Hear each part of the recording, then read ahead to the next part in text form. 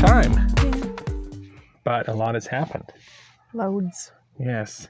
An entire season has passed. Yeah, true. Welcome to a new season. Yeah, it's springtime, I think, when we were doing videos. And now it's autumn. We just took the whole summer off. Well, yeah. Loads of summer projects to do. We didn't do half Lots of them. of summer, and one of the things I did was a beautiful tan. That's true. Yeah, I think we are darker. I don't think I am. You don't think so? No. Maybe. Maybe. You were out on the roof. Ooh, my cheeks are darker right here. I was on the roof, Yeah, you're on wasn't the I? roof, so you should have gotten some sun. I think you're a darker shade. I think I got burnt from that, just being up there that little bit of time. I bet. I burn crispy quick. So today we wanted to talk about Burning crispy. Locus of Control, That too. because it's so frustrating sometimes to see people who are suffering with an external locus of control where they believe that everything in their life happens just by chance, that the universe is either for them or against them, Yeah. and that they don't have any impact on where they're going. And that can make it really hard to even feel like making any goals, because if you don't have any control in where your life is going, then what's even the point? Yeah, you set a goal and it doesn't matter anyway. It ain't like you have the steering wheel of life. Yeah. And so wanted to help some people with some ideas to help it so you can turn it from an internal or to an internal locus of control. Yeah. What's sad about this whole thing is we know so many people who have problems with this. And that's one of the reasons I wanted to do this video, is because I know so many people who have this problem, and I talk with so many people, even in the clinic, I kind of work in a clinic, where I work, people I work with will be don't see like they have options, because they don't have that control. It's always something else out there that's making all their choices for them. And I did think it was interesting that it seems like you're never really completely an internal locus of control. There's a spectrum. And probably sometimes people aren't entirely an external locus of control, but what you want to do is kind of move yourself closer to an internal locus of control, like to more fully an internal locus of control. Well, yeah, I don't think you can ever be fully, because you always have I mean, there is obviously outside stuff that can affect it. I mean, COVID. COVID. We had no choice on COVID. Yeah. Absolutely none. We don't have for argument's sakes, we don't have a choice if a hurricane comes through it, or like Texas last winter froze. Yeah. You would have seen that one coming. Yeah, we do. So there we don't is control the weather. there's some things we don't have control over. But at the same time, we can take those kind of things and go, well, okay, I might not have control over that, but I do have options to prepare for it, or set up hedges to protect myself and my family, or whatever it is. Or control my reaction. That's a big one. When it happens. Yeah. To whatever that happens. Yeah, you find people who don't accept control. A lot of times their reaction is a freak out moment, or they'll say, I had to do this because that happened, and that's an external type locus of control. Yes, but if you can switch yourself more to an internal locus of control, you can make your goals, know that you can achieve them, and work toward them. So some of the things we want to work on to make it so that you can switch more to an internal locus of control, the first thing is stop the blame game. One of the things that happens is... It's a terrible spiral. It is. It's a horrible spiral. Don't do it.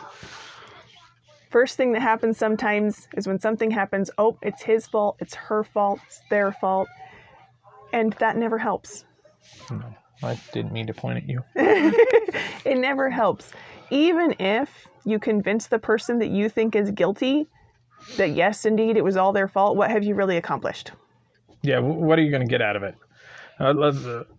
Okay, they admit, you know what? The whole shed fell down. It's all my fault. What are you going to get? The shed still broke. Yeah, it's still broke. You got to. The main thing you need to focus on is, okay, the shed just fell down. It's broken. Let's figure out how to fix it. Yeah. Or whatever it is. Focus more on the solving of the problem, or whatever's happened.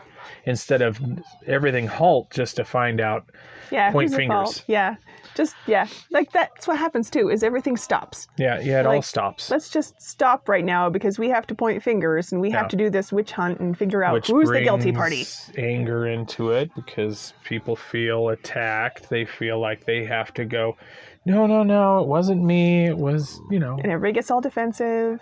Yeah. And you're not accomplishing anything. And what you can do is you can look at this, this mistake happened, this terrible thing happened.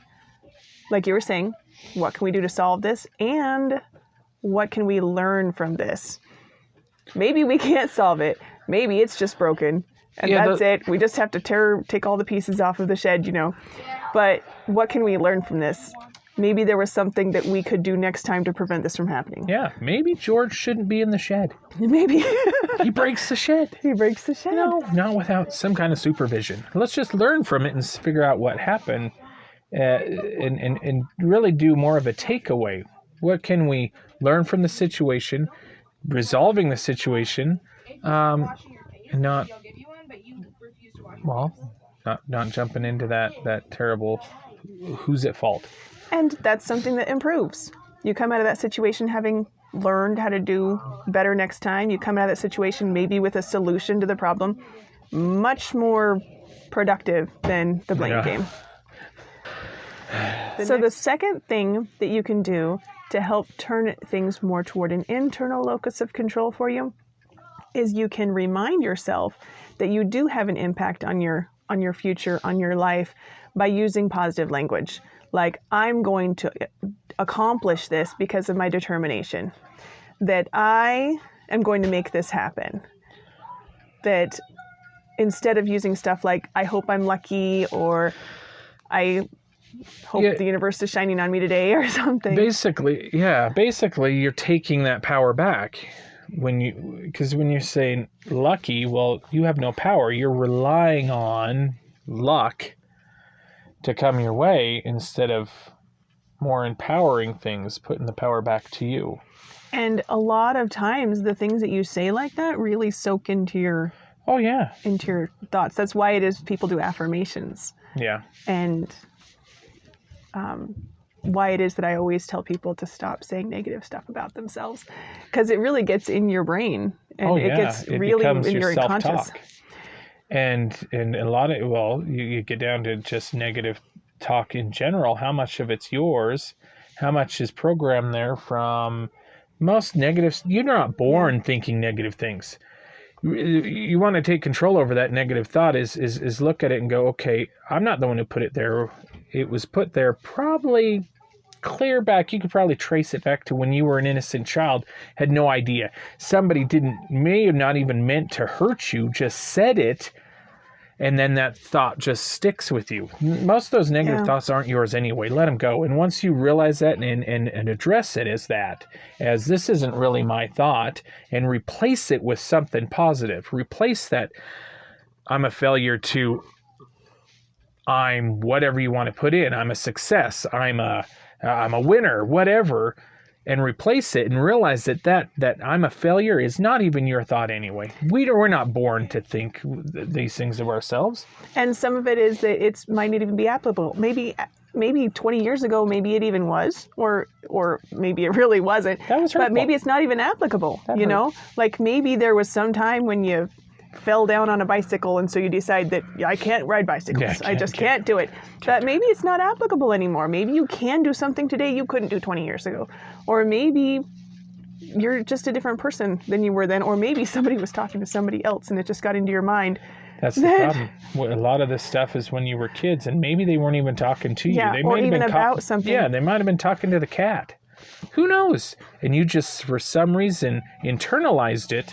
Because a lot of times as a kid, you do think everything's about yourself. Oh, yeah, too. Absolutely. It oftentimes isn't. We're the star of the show, aren't we? Because we're not really the star of all of the whole world. No, but when as we're a kids, kid, we think are. we are. Yeah, as a everything's kid, about us, Yeah. So that could be a lot of it. Spotlight. Is it might have nothing to do with you, something that you had floating around in your mind.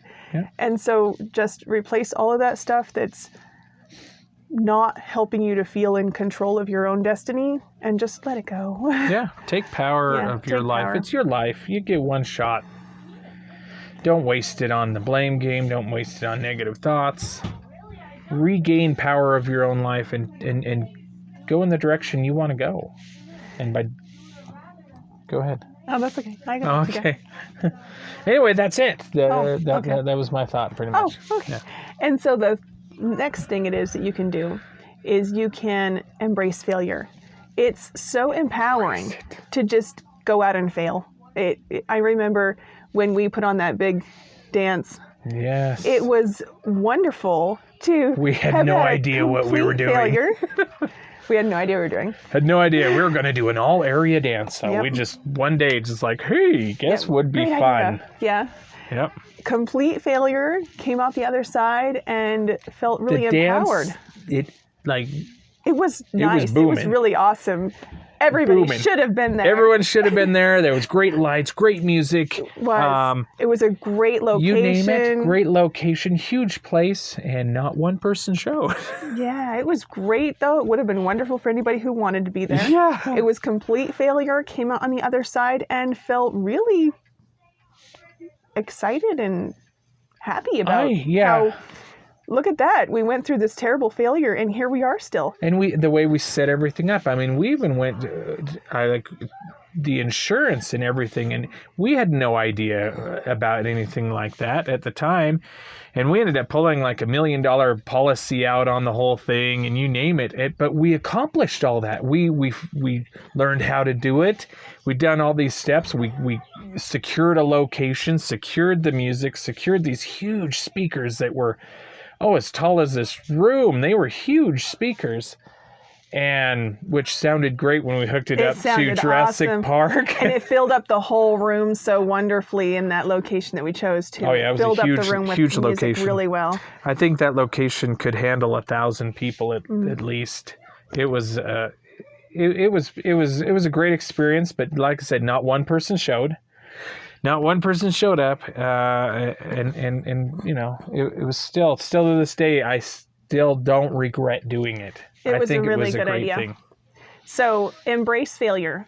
Don't be afraid to go out and do something that you think might fail, or even that you're pretty sure will fail. Heck, what's going to happen? Like, it didn't kill us. Yeah, we're still here. We got to enjoy good music in a big open area. Party. Yeah, it was awesome. And we hung out with some a few friends that you know was there with us. It was a fun night. Still. Yeah. And one of the things that you might do is to just go out and try something that you think might fail, and then when you get to the other end of it, like we're talking about, think about some things that you could do differently. What is it that was successful? What wasn't? What things could you change for the next time you do it? It's a great learning experience to fail.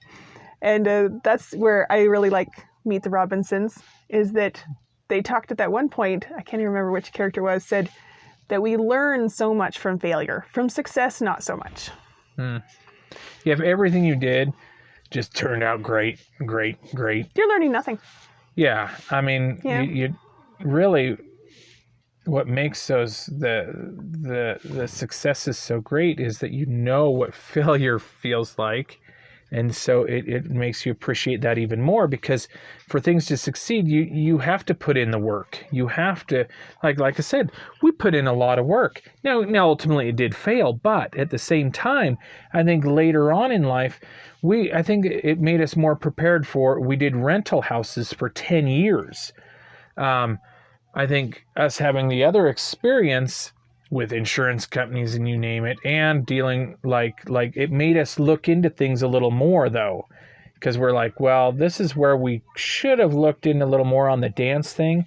So we went and sought out people who were already in rentals and got their advice on how to write contracts up, and things like that. Did more seeking out experts. Yeah, we did. We didn't seek out experts before the dance. No, we just were like, hey, let's just put it together. And then someone said, hey, you might want insurance. And we're like, really? So then that's when we went and found an insurer. Really, I think it was a friend of mine. Anyway, somehow I knew the person, and they hooked us up with insurance. It was $1 million policy, biggest policy I'd ever pulled out at that time. But it was still, it was a great learning experience. And I think it helped us in other adventures later on. Yeah. So, And I do think it helped us to come out the other side. I mean, probably getting a lot more internal locus of control, really. Because I think we're like, yeah, we can see exactly what impact we had on what happened. yeah, and it failed, and I never did walk away going, oh, it's because the universe hates us. Yeah. I was like, you know what? It failed because now I realize, well, I should have done this and this and this. And maybe it still would have failed, but at least I have some good ideas on. Good ideas for next time. Yeah. If I was to do it again, what I would change or work on differently. Yeah, which is the best and greatest thing you can get from failure is that you can come out with it, know what you can do differently. Yeah, failure's not terrible. And not be afraid. Not be afraid the next time, because goodness knows you came out okay. Yeah, it's a good learning experience. Take it as that. Mm-hmm. It's a failure, okay. You know what? The difference between winners or highly successful people and not is the highly successful people, the winners, have more failures behind them. Yeah. That's really key. Yeah. You look at anyone, like in sports, your top athletes have a lot of fails behind them too. But they got to the top by going forward. Keep moving forward and learning from what they didn't do before. And so take that and do the same thing in your life. Yeah. So I hope that you can take this ideas and stuff we come up with that from our experience, and you can help it turn you from an external locus of control a little bit closer to the most internal locus of control you can be, because you're going to feel a lot better about making and achieving those goals. And that's it. And that's everything. Good, because I'm out of coffee. Bye. Bye.